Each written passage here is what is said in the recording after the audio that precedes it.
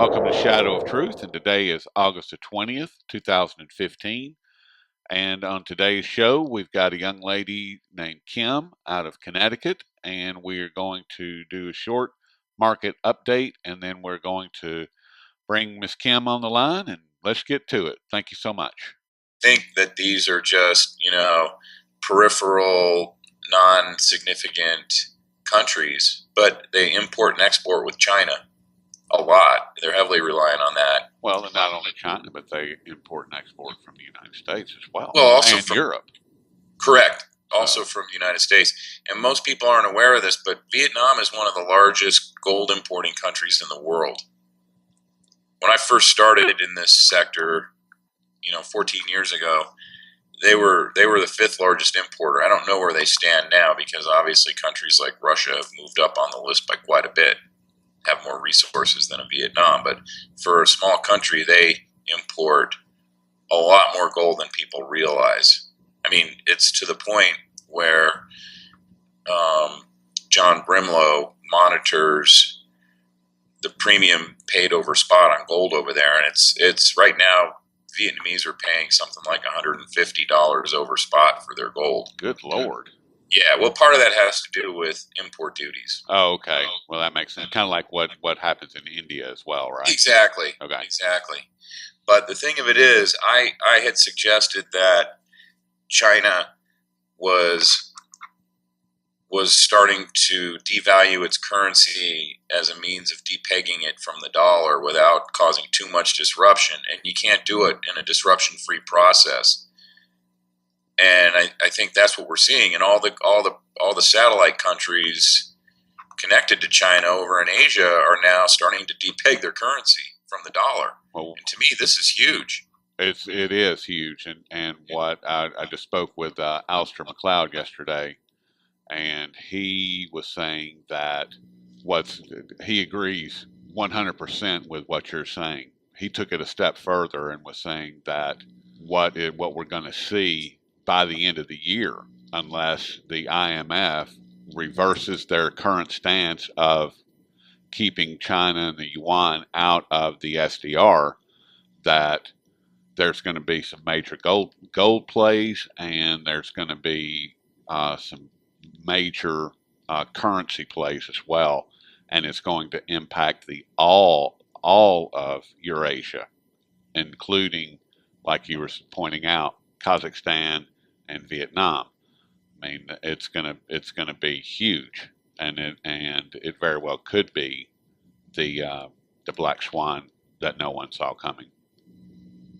I think it is. And, I was talking with a buddy of mine who actually has a lot of incredible insights.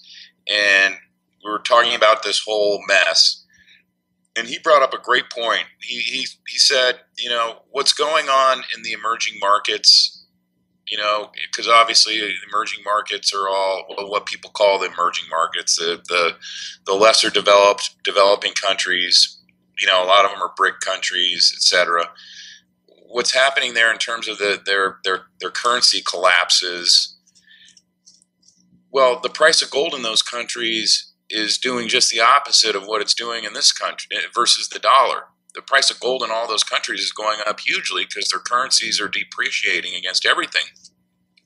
And he brought up the point that everything that we thought should be happening in the U.S. right now is happening in all those countries. It's just from a different perspective. And eventually the U.S. is going to be next because this is forcing all these countries to depeg from the dollar, which they will. People will just stop using it. It might not even collapse. People will just stop using it. It goes away.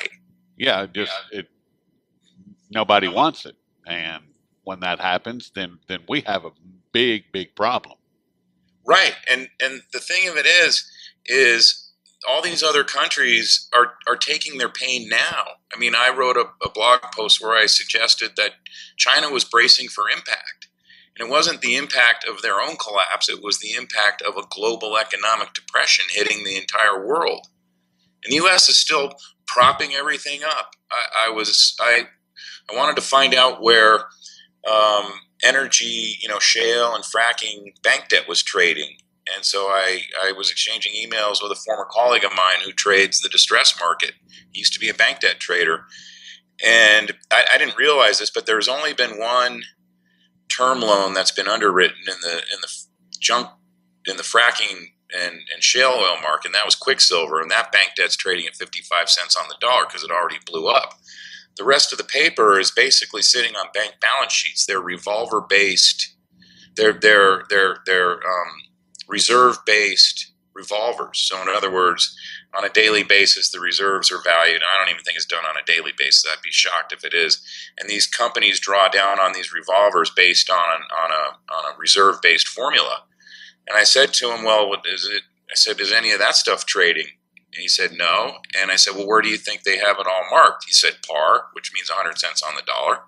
And I said, well, where do you think it would trade if it did start trading?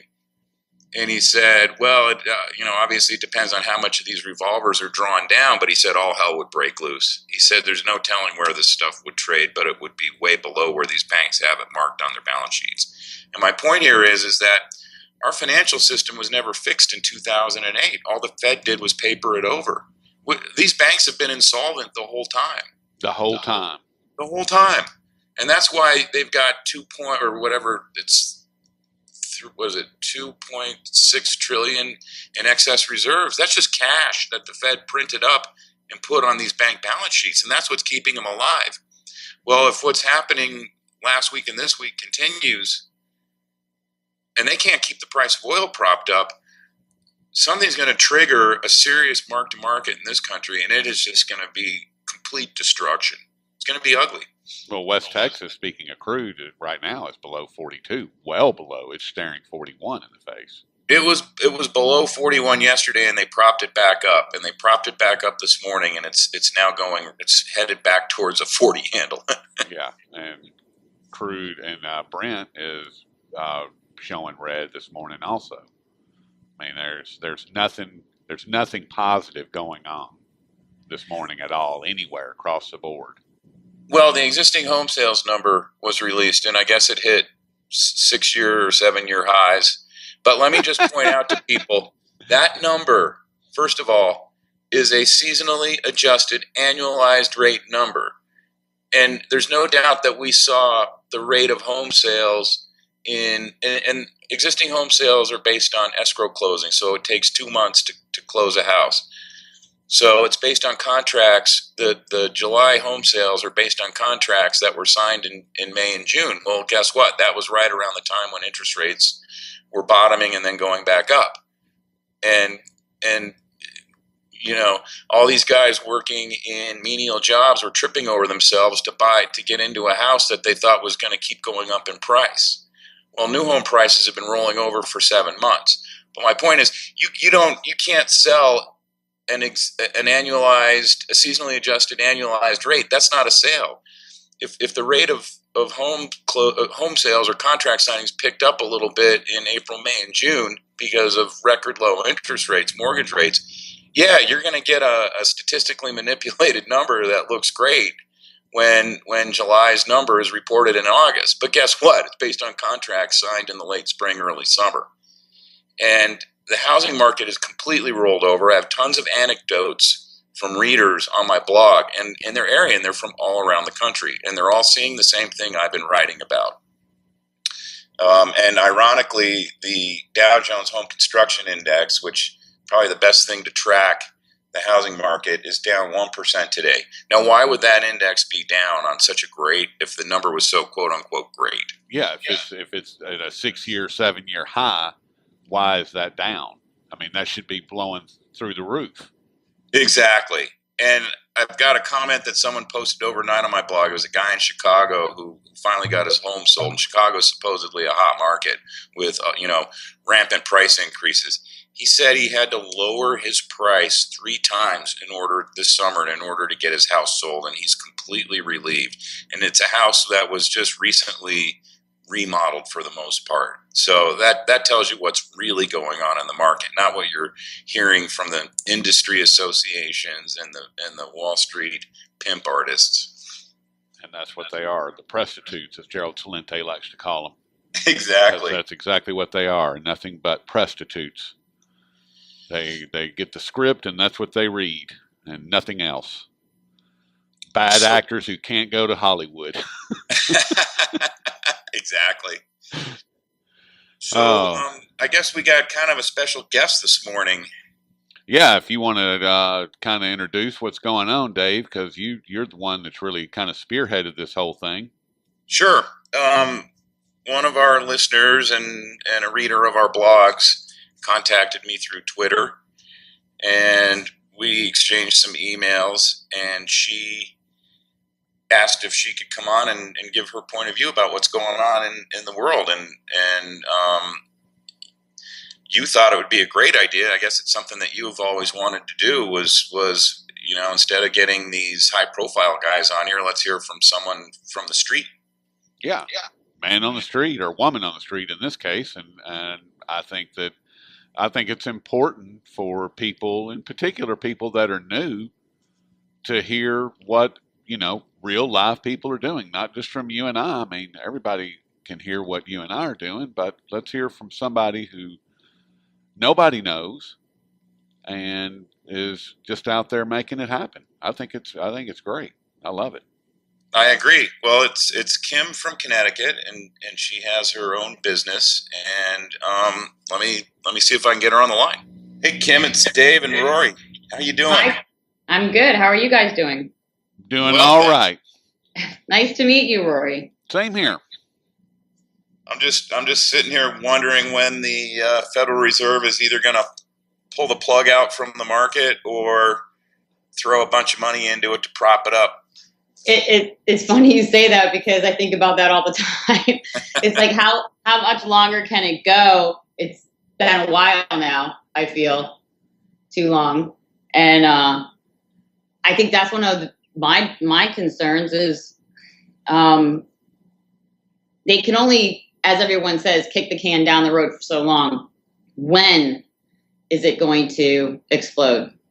Well, one of the things, Kim, that Dave and I were just talking about before you came on the line was that can kicking scenario that everybody likes to talk about. And I think that what we're going to see and what's happening and what no one saw is the fact that we may not be able to kick the can. There may not be a can for us to kick because other people have our debt, and those other people are extremely angry right now, and they're making moves in the market. China with their devaluation, China with their announcement, two different announcements of gold, of their official gold holdings, and so we may not have a can. I mean, No, I hear what you're saying. A couple years ago, when I started corresponding with Michael Schneider, one of my questions was like, when is this going to happen? And his response to me was, when the rest of the world is ready to pull the plug. Basically, it's when they're positioned so that they can do that. And until that happens, there's nothing else can happen on our end. They'll just keep putting money into fiat currency, if you will, yes. into the system. Dead banks. Yes. Walking dead.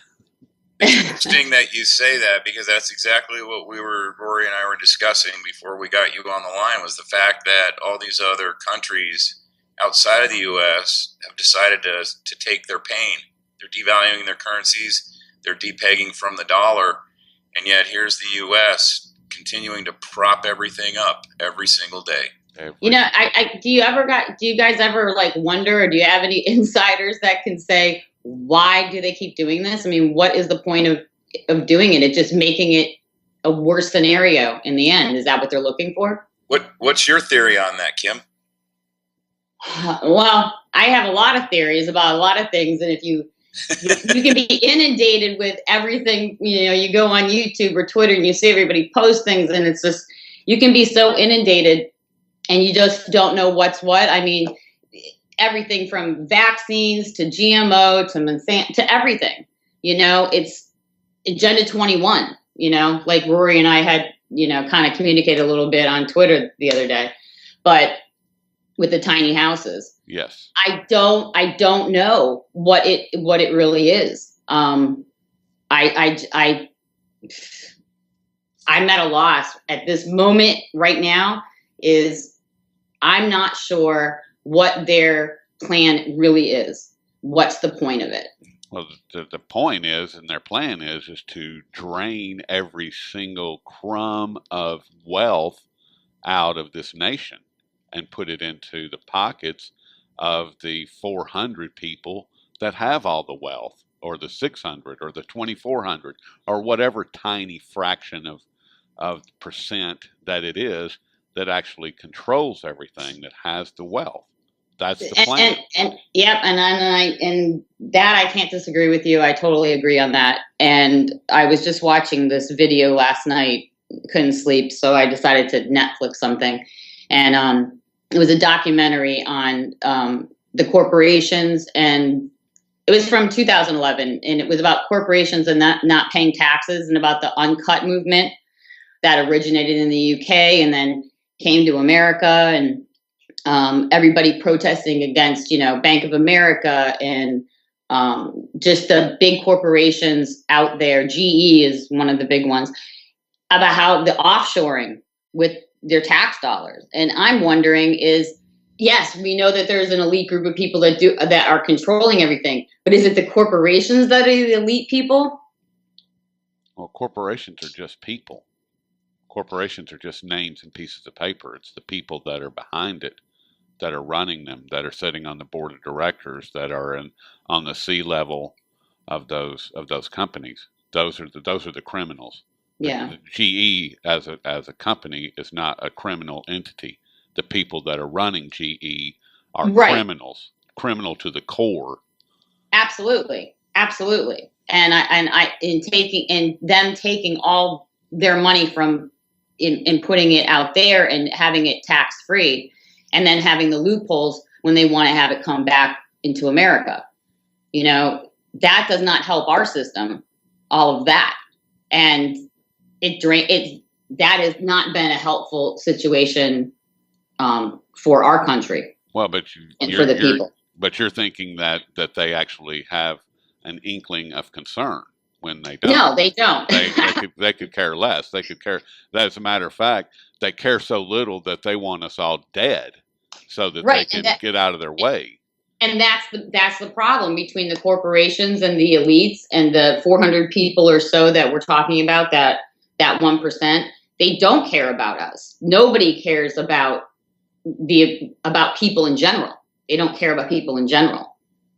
And that, to me, is when I see people walking around and they don't even understand what's happening or even want to know.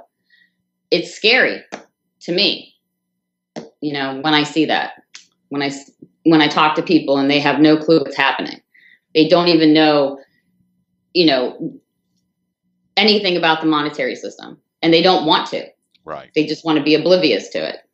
Dave, let me ask a quick question, and then I'll get out of the way.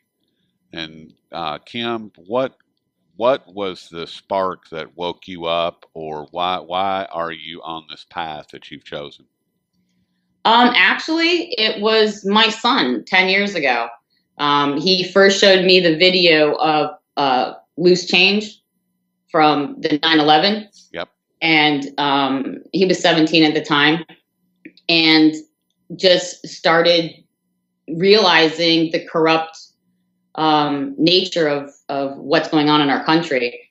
And, he would listen to things. And when he came to me at 21 and he said, "Mom, you got to stock up on this. You got to get some silver. You got to get preparations." And he was concerned about it, concerned enough for me to want to know more.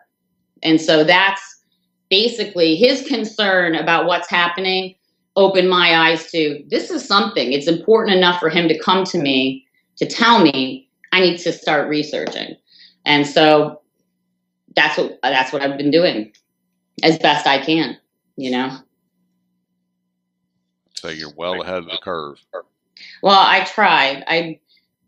If I had been smarter, about some of the decisions I've made in the past 10 years, I would be in a better position. However, I was not as smart all the time. I did what I could. And now I sometimes kick myself because it's like, if you had only, but I can't keep going back there. I just have to keep going from today on. Kim, you can't, berate yourself for that. I mean, all of us could say the same thing. If we could redo the last 10 years, we'd be positioned a lot differently. I mean, but you're smarter than 99.9% of all of the non-insiders. Well, thank you. And I appreciate that. And I don't beat myself up as much as I used to. I just try to do what I can with what I have after the bills are paid. And that's what I do. A couple years ago, I started making a list of all the prepping items that I would need, but I'm a survivalist by nature. So I never really considered myself, quote unquote, in the prepper movement. That's the way I always was. Congratulations. So when people always started talking about prepping, I was like, well, I've lived my whole entire life on a budget. Then you had to be creative. I had to be very frugal. I had to pay attention. And living in the Northeast, you never know what kind of storm you're going to get. You don't know if it's going to rain and pour down or have a hurricane. You just don't know. And thanks to HARP. And you just have to prepare. So, and when I used to live on a property where there was a well. And if you didn't have electricity, you didn't have water. So filling the bathtubs up and doing those things for maybe a 3 or 4 day storm where you're not going to have electricity, you had to be prepared for that. So I learned that really in my 20s. And so always have a prepared list. And I think a lot of people, and I'm not in the banking system, so I pay everything cash. And a lot of people, I talk to them like, you really need to, rethink your decisions about that. And the thing is you don't know when it's going to happen. So you don't want to tell everyone, oh, take your money out, because they're not going to listen to you. It's going to be too late when it happens. When we know, it will be too late. Yes. It's the boiled frog analogy. It's sort of a combination of the boiled frog analogy and how do you, the Hemingway adage, how did you go broke? And the answer was slowly and then suddenly. And people have had their wealth slowly leaked away from them really since, I would say, even before we went off the gold standard, but certainly since 1971.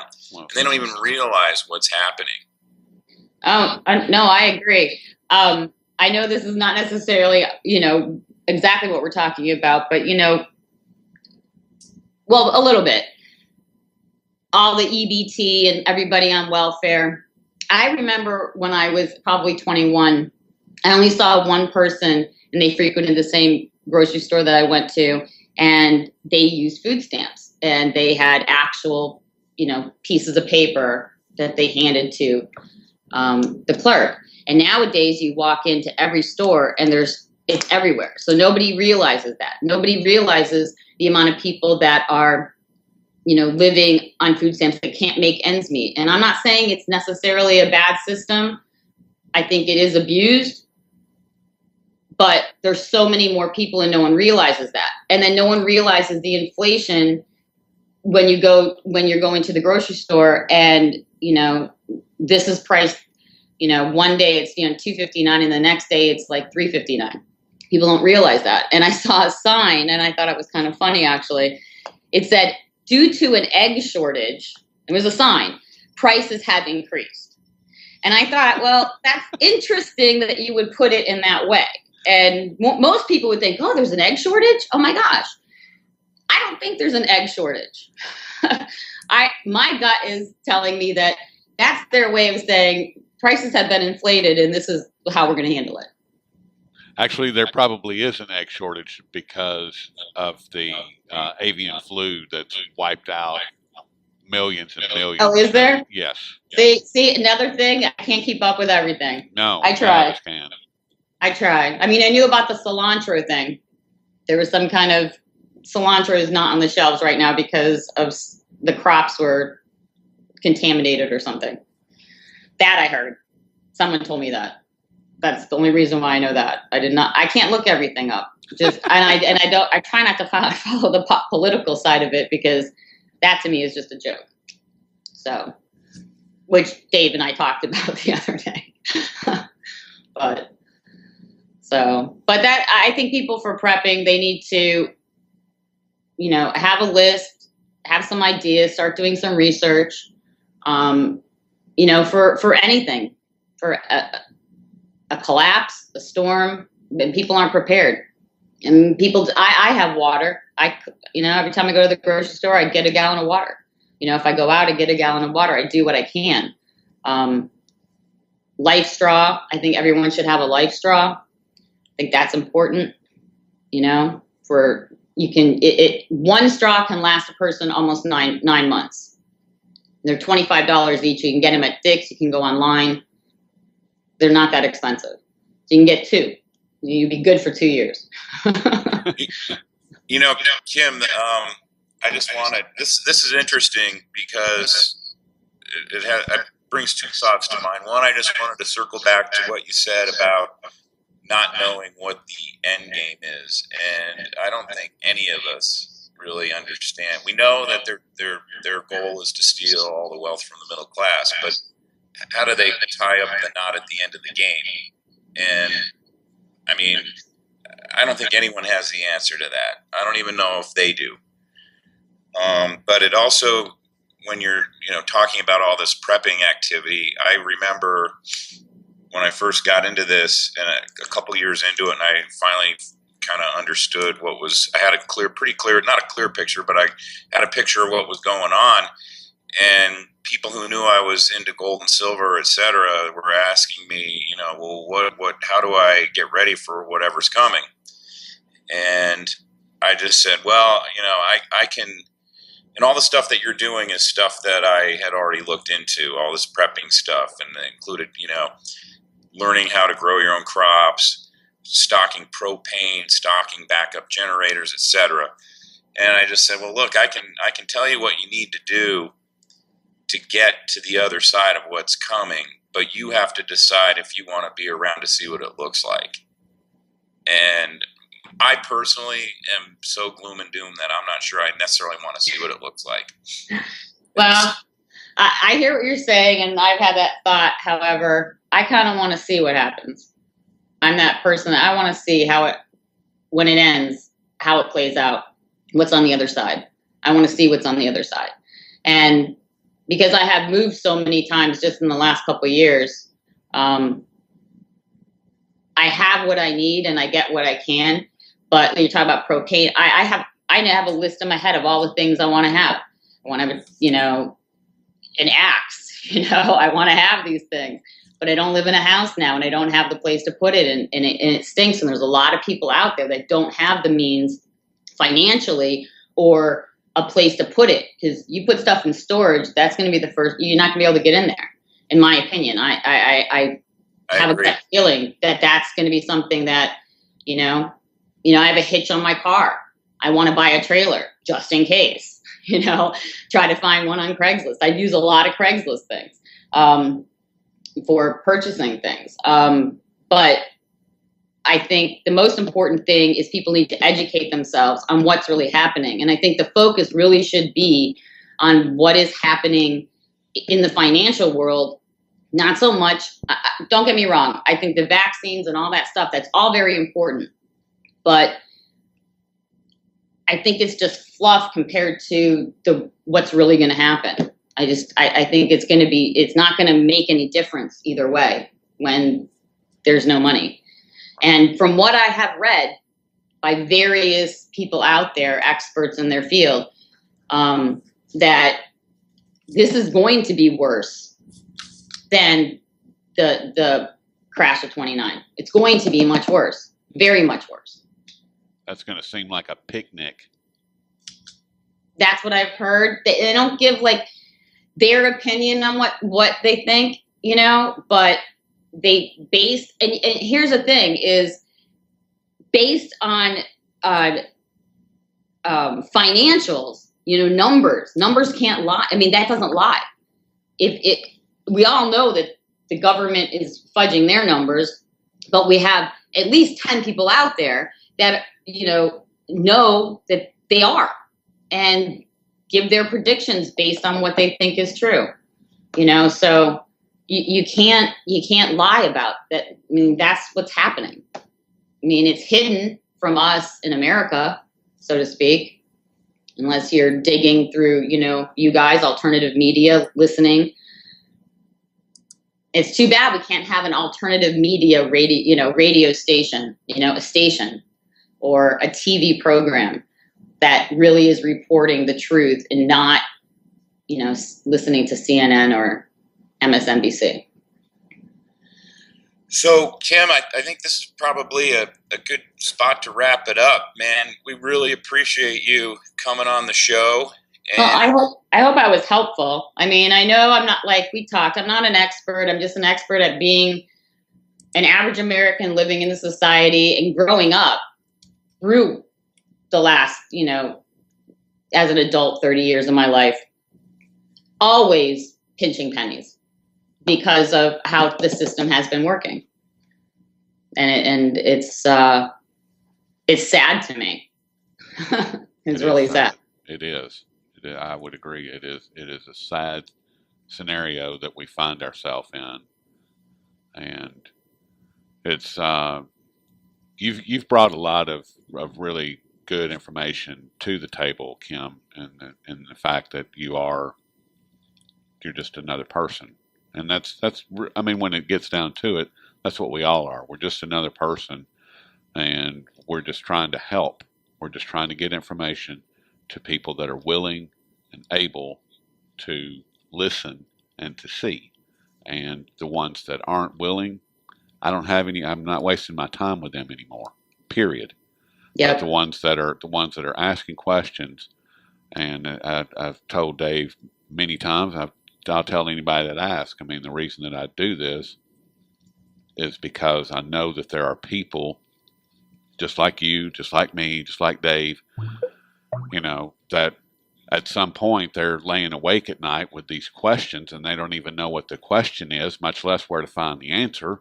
So hopefully we can get enough out there to where people understand the question that they need to ask, and that we can point them in the right direction to start seeking the answers. I mean, that's the whole goal. That's the only reason to do this. Otherwise, it's just, I have better things to do. No, I agree. And I try not to let it consume my mind, although there will be nights that I can't sleep and because I've listened to something, then I have to start researching, but I really think a lot of people are in denial. And I think that's why I think some people might understand there's an issue. Most people don't. But the ones that do, that maybe aren't taking any action to prepare themselves for it, they're just living in denial, because I can tell you that a lot of people I've talked to that I don't really discuss things with them anymore. They're just like, oh, America's the best place ever. I mean, nothing's going to happen to us. What are you talking about? And and I don't want, like you said, I don't want to talk to those people. I mean, I can't, they're not going to be, they don't want to be helped. They don't want to learn. Correct. They have a closed mind. And I don't. If I find something and I think it might be a hoax, or I think it might be, this is, my son had told me this, don't always believe what you read, Mom. So I constantly am, doing my fact checking or double checking or checking sources or whatever I can do on my end, whatever I have the capability of doing. And if I don't, then I try to contact people to ask them a question, like I did Dave with the BitGold. That's how it all started here. my email about BitGold. So. Well, we're certainly glad you took some time out to spend with us today, and it's a good possibility we'll have you back on in the future to get your insight again. So. Well, great. Well, thank you guys very much. And we can do something that's, current event happening if you want, anything. I mean, just tell me what you'd like and I'll be there to help out. We really appreciate that, Kim, and I think this was a great idea. Thanks for initiating it. Well, thanks, guys. I appreciate it. All right, and with that, we've been speaking with Kim from Connecticut, and we will speak with you soon, Miss Kim. Okay. Thanks, Rory. Thanks, Dave. Thanks, Kim. Bye. Bye.